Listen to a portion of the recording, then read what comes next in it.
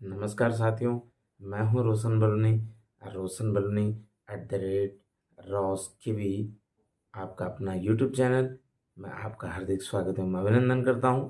आज की वीडियो में फटाफट आइए आप कि आज की वीडियो में क्या मैं नया लेके आया हूं। तो नया है मित्रों आपके लिए छंद परिचय। छंद किसे कहते हैं आइए जानते हैं संक्षिप्त में। क्योंकि हिंदी काव्य लेखन करना हो या संस्कृत काव्य लेखन करना हो, दोनों में छंदों की बड़ी महत्ता है। तो पहले छंद परिचय है क्या, छंद कहते किसे हैं, छंदों में जो गण होते हैं उन गणों को किस तरह से हम समझते हैं, लघु गुरु का हम किस तरह से प्रयोग करते हैं। तो वीडियो को देखने से पहले आपको एक बार फिर पुनः आपसे गुजारिश करता हूँ कि आप वीडियो अच्छी लगे तो वीडियो को सब्सक्राइब करें, लाइक करें और कमेंट्स अवश्य करें और बेल आइकन दबाना बिल्कुल ना भूलें। तो चलिए चलते हैं आज की वीडियो छंद परिचय में। छंदहीनो न शब्दोस्ति न छंदः शब्दवर्जितम्। अर्थात छंदहीनो न शब्दोस्ति, वस्तुतः शब्द और छंद, शब्द और छंद, ये शब्द है और छंद, वस्तुतः शब्द और छंद एक दूसरे की क्या हैं, पूरक हैं। तो इसलिए भरत मुनि ने कहा है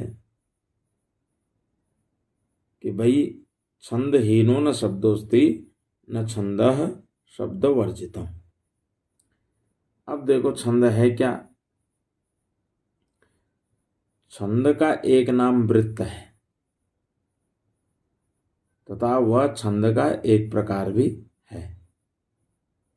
छंद नाम वृत्तम। इसलिए एक किताब है वृत्त रत्नाकर, माने वृत्तानाम छंदानाम आकरः। वृत्त रूपी रत्नों का आकर है वो, तानाम छंदसाम आकरः इति वृत्त रत्नाकरः। छंद का एक नाम क्या है, वृत्त है, वह छंद का एक प्रकार भी है।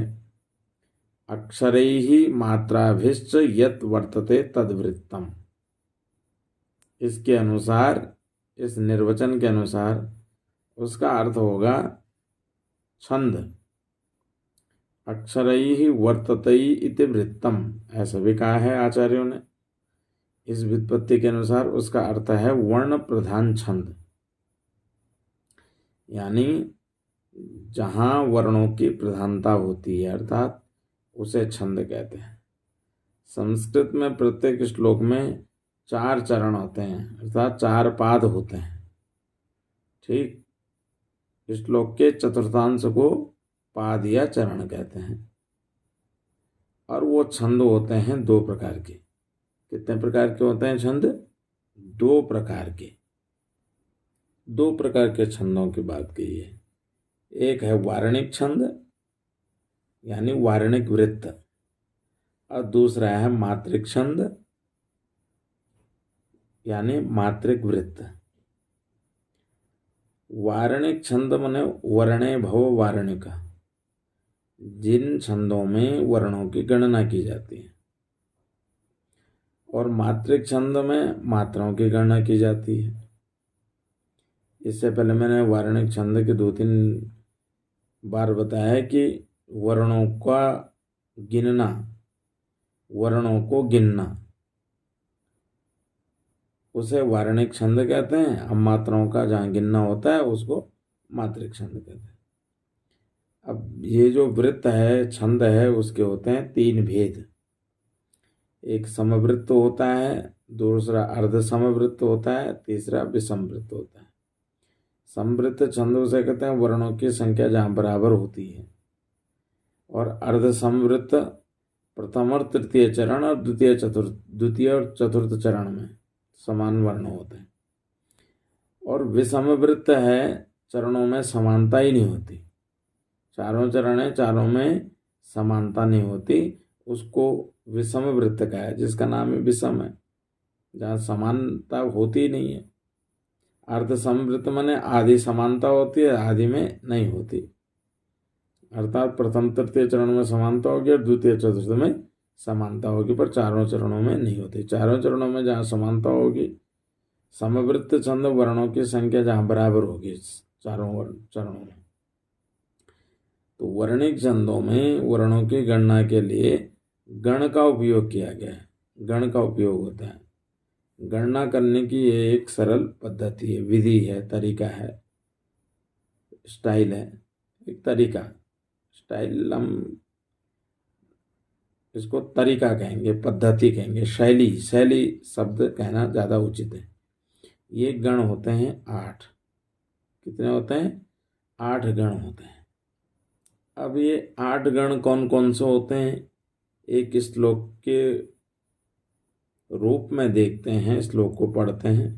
मस्त्रिगुरुस्त्रिलघुश्च नकारो भादिगुरुः पुनरार्धि लघुर्यः पुनरादि लघुर्यः जो गुरु मध्यगतो रल मध्यः शोन्त गुरुः कथितोन्त लघुस्तः। इसको हम या माता राजभानसल का भी संक्षिप्त सूत्र में बोल देते हैं। अब अगर हम इसका अन्वय देखते हैं ऊपर का, तो मस्त्रि गुरु, 3 गुरु, मगण यानी 3 गुरु, नकारश्च त्रिलघु, भादि गुरु, भादि मने भगण, यह पुनः आदि लघु, ज गुरु मध्यगत रल मध्य संत गुरु न च अंत लघु कथिता, ऐसा कहा है। अब इसका अगर हम भावार्थ देखें तो जो ऊपर ये 8 गण बताए हैं, इन 8 गणों के लक्षण इस प्रकार से, कैसे, जैसे मैंने ऊपर कहा क्या कि मगण, मस्त्रि गुरु, मगण अर्थात त्रिगुरु, 3 गुरु होते हैं। मगण में 3 गुरु होते हैं। नगण, नकारस्य त्रिलघु, और नकार कैसे होता है? 3 लघु होते हैं। भादि गुरु, भगण क्या है? आदि गुरु होता है, ये देखो चिन्ह भी लगा रखा है। और बाकी दोनों क्या होते हैं? ह्रस्व होते हैं। यह पुनः माने यगण, आदि लघु, यगण में पहला जो वर्ण होगा वो लघु होगा, यानी ह्रस्व होगा, और बाकी दीर्घ होंगे। जगुरु मध्य, जगण मने जगण, मध्य गुरु, ये बीच में गुरु देख लो, और आगे पीछे ह्रस्व है। रल मध्य, रगण में मध्य, मध्य लघु होता है, एक दीर्घ, दीर्घ और बीच में लघु। सगण अंत्य गुरु, दोनों में इसमें क्या होगा? अंतिम में गुरु होता है। और तगण अंत्य लघु, और जब आप तगण को देखेंगे तो इसमें अंत्य लघु हो गए, यानी दोनों दीर्घ दीर्घ होंगे। तो इनका संक्षिप्त सूत्र है या माता राजभान सलगा। यगण, मगण, तगण, रगण, जगण, भगण, नगण, सगण, लघु और गुरु, इनको संक्षिप्त सूत्र बनाया यमाता राजभान सलगा।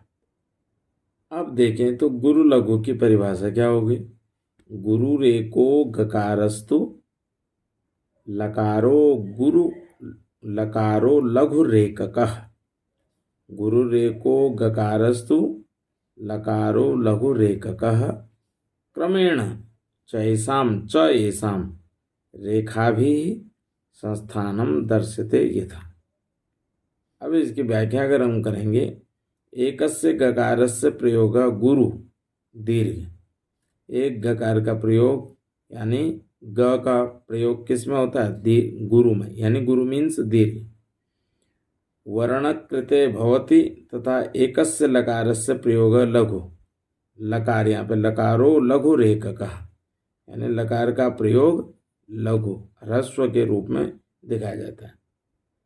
लघु वर्णकृते भवति, एसाम च एसाम का मैंने, तो एसाम अक्षराणाम गुरूणाम लघुनांच, लघु और गुरुओं का संस्थानम माने विन्यास यथाक्रमम प्रदर्शिते, जिस क्रम में प्रदर्शित किया जाता है।